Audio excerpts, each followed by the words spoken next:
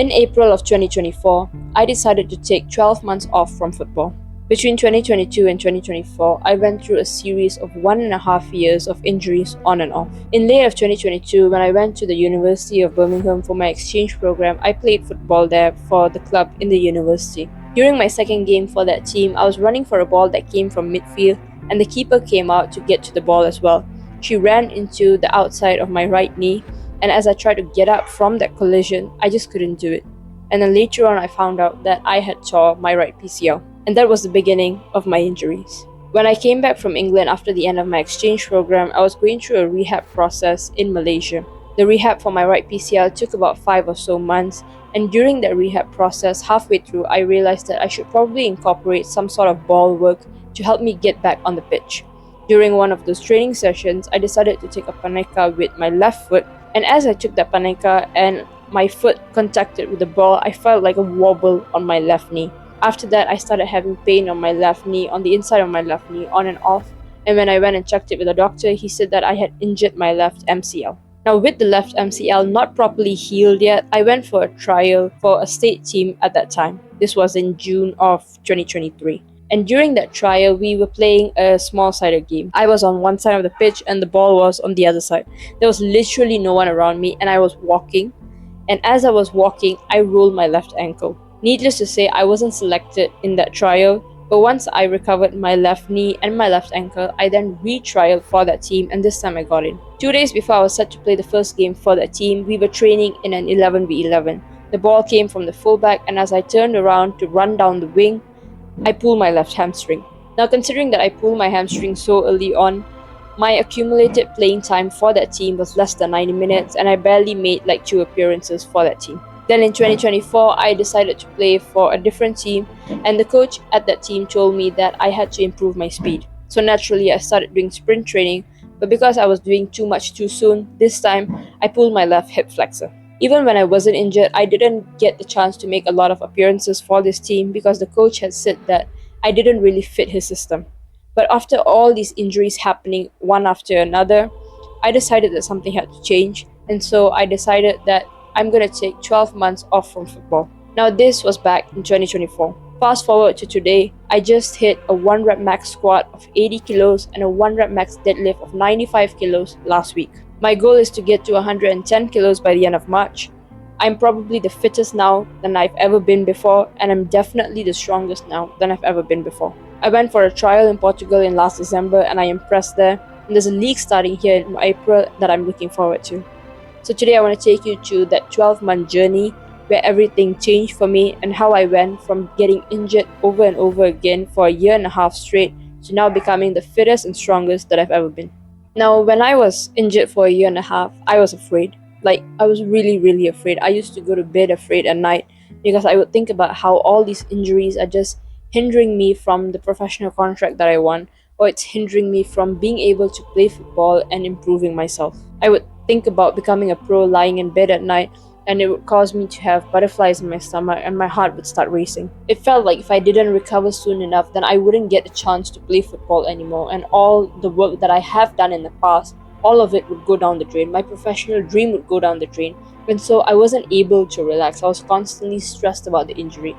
I used to think that if only I was part of a professional team and there were physios there and I already had a contract, then I wouldn't stress about it so much because I know that the team would help me become a better player and recover quicker. But because now I was doing it all on my own, I was feeling more stressed than I should have. Now, at that time, I also didn't really understand that an injury that doesn't recover properly would resurface. I felt that I would recover just as fine as everyone else. I would be able to do it faster than everyone else.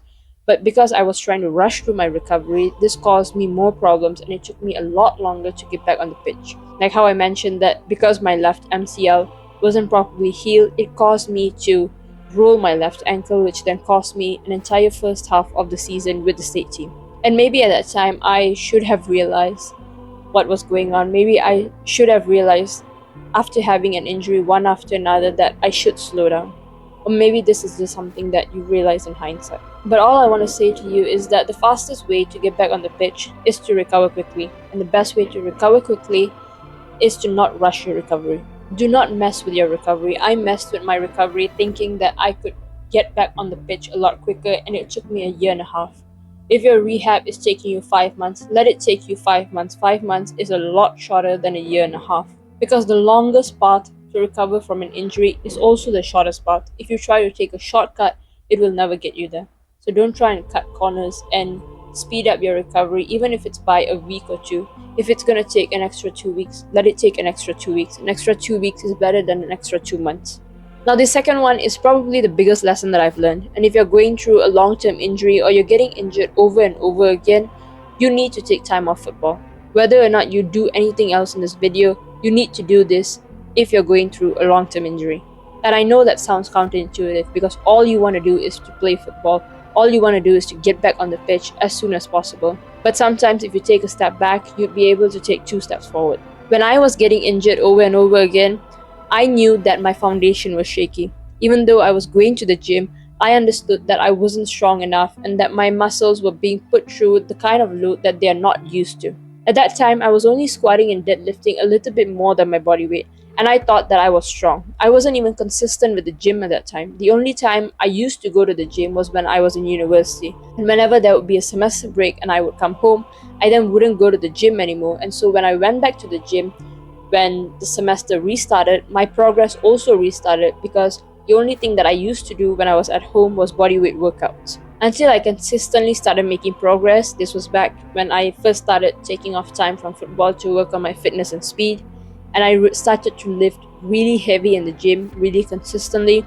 It was only then that my injuries slowly went away.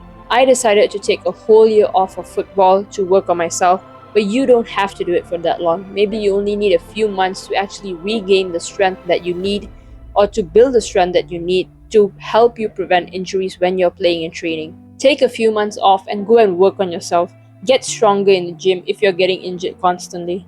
A good benchmark is to be able to squat 1.5 to 2 times your body weight, be able to deadlift 2 times to 2.5 times your body weight, and to be able to bench 0.75 to 1 times your body weight. And if you want a whole deep dive on how you can disappear and come back as a new player, check out this video right here. Now, this third one was a mindset shift that I made. The reason I was so eager to get back so quickly was because I wanted to impress.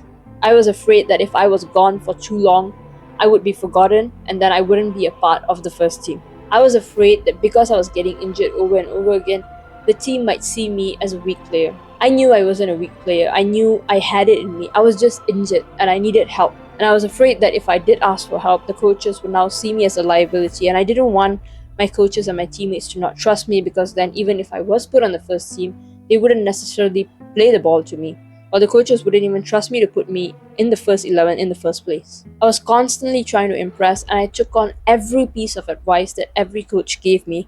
And mind you, the coaches sometimes used to give me advice that would contradict one another. There was a time I remember that the coach told me that you should place your shots more than you fire your shots.